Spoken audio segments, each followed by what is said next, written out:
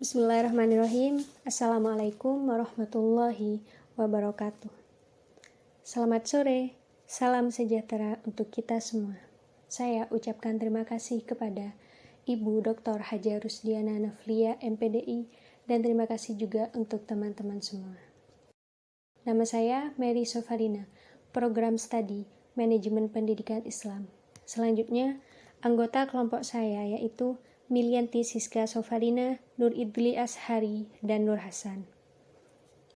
Sebelum saya menjelaskan materi pada presentasi ini, ada sebuah quote yang ingin saya sampaikan.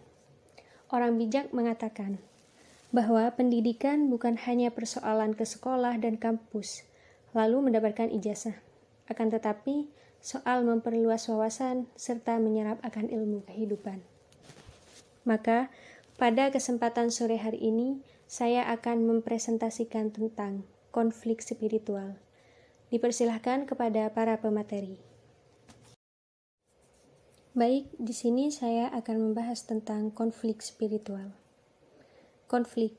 Menurut Kamus Besar Bahasa Indonesia, konflik adalah percekcokan, perselisihan, dan pertentangan. Konflik yaitu adanya oposisi atau pertentangan pendapat antara orang-orang, kelompok-kelompok, atau organisasi. Artinya, masalah yang sering terjadi akibat masalah fisik, entah itu perbedaan pendapat atau keyakinan, dan adanya ketidaksetujuan dan lainnya. Selanjutnya, spiritual.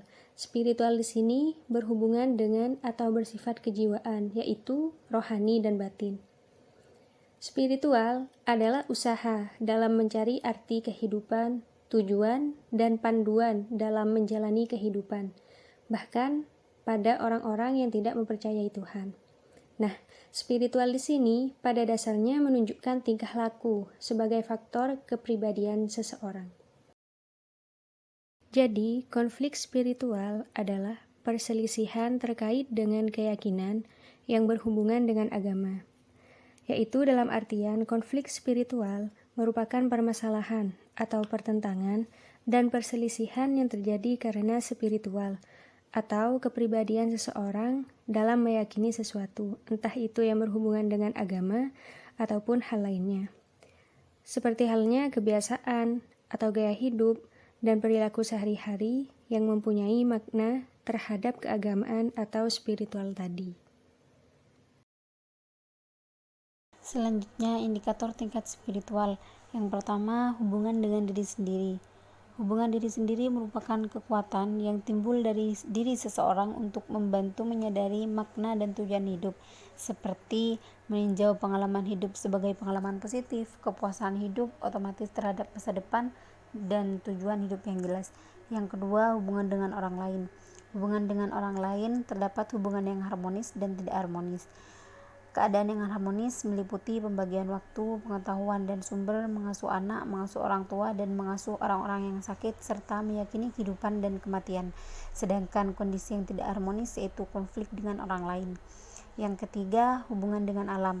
Harmoni merupakan gambaran hubungan seseorang dengan alam yang meliputi pengetahuan tentang tanaman, pohon, marga satwa, iklim, dan berkomunikasi dengan alam serta melindungi alam tersebut. Yang keempat, hubungan dengan Tuhan.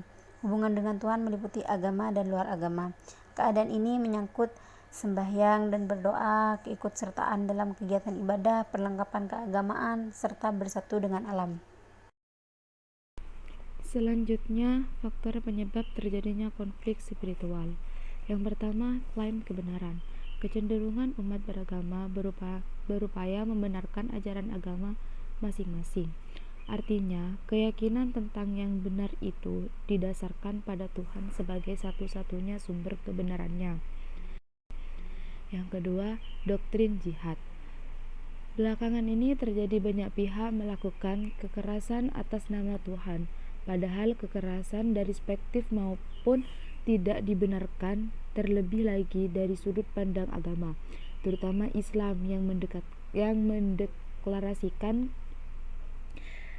kedamaian sebagai inti ajarannya. Artinya, pada era modern ini dapat dimaknai dari berbagai perspektif karena jihad sekalipun induktif dengan berperang peperangan fisik.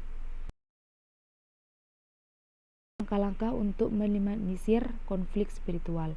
Yang pertama, menonjol segi-segi persamaan dalam agama. Yang kedua, melakukan kegiatan sosial yang melibatkan para pemeluk agama yang berbeda. Ketiga, mengubah orientasi pendidikan agama yang menerangkan aspek sektoral pendidikan menjadi pendidikan agama yang berorientasi pada aspek universal Rabbaniyah. Keempat, meningkatkan pembinaan individu yang menggerakkan pada pembentukan pribadi yang memiliki budi perspektif yang luhur. Kelima, menghindari sikap egoisme dalam beragama sehingga mengklaim dari paling yang benar. Artinya, dari semua langkah-langkah tersebut telah dijelaskan bahwa salah satu pepecahan antara manusia yang kesemuanya bersumber pada konflik. Perpecahan tidak akan terjadi jika tidak ada konflik terlebih dahulu, baik dari perbedaan doktrin, perbedaan suku ras, perbedaan tingkat kebudayaan, masalah mayoritas dan mayoritas pemeluk agama. Hubungan antara perkembangan spiritual dengan faktor usia. Yang pertama, terbukti adanya hubungan yang signifikan antara perkembangan spiritual dan tingkat usia. Maksudnya di sini spiritualitas menyangkut rasa keberagamaan. Kasus konversi agama memberi bukti bahwa rasa keberagaman seorang bukanlah sesuatu yang bersifat mantap dan lestari. Yang kedua, tidak dijumpai adanya pengaruh yang signifikan latar belakang jenis kelamin, tingkat pendidikan, jarak dan sarana transportasi. Maksudnya di sini dalam pasar kerja tingkat partisipasi laki-laki masih dominan dibandingkan tingkat partisipasi perempuan. Yang ketiga, dijumpai bahwa proses perkembangan spiritual sejalan dengan proses konversi agama, yakni yang pertama, konversi intelektual, moral, dan sosial. Lanjut, contoh konflik spiritual di Indonesia. Yang pertama di sini konflik Poso. Konflik ini membuktikan bahwa perbedaan menyangkut konflik yang meluas. Dan yang kedua konflik Aceh. Konflik Aceh di sini konflik ini terjadi di daerah Singkil tahun 2015. Konflik ini terjadi karena adanya penyerangan terhadap rumah ibadah yang tidak memiliki izin. Dan yang ketiga konflik Situbondo. Konflik ini terjadi pada tahun 1996. Kerusuhan ini terjadi karena warga tidak puas atas hukuman yang diberikan kepada seorang penista agama Islam. Baik, sekian dari kami. Terima kasih. Wassalamualaikum warahmatullahi wabarakatuh.